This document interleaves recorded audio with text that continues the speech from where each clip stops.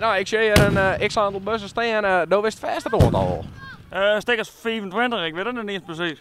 Maar dat maakt tellen, maar dat weet ik zo goed even net uit de holen. Ik denk zo'n 25 en dan een kanon op het einde. Dus, Ja, dat kanon, dat is, daar krijg ik wat verhaal. Nou ja, daar ga je hem mooi wat ding voor uitzocht. Waar komt het kanon eigenlijk bij? Dat had een van de oprichters van deze club, die had dat, ik denk dat dat al meer dan 25 jaar besteedt, dat ding. En er zit eerst altijd een deksel op, maar dat besteedt dus net meer.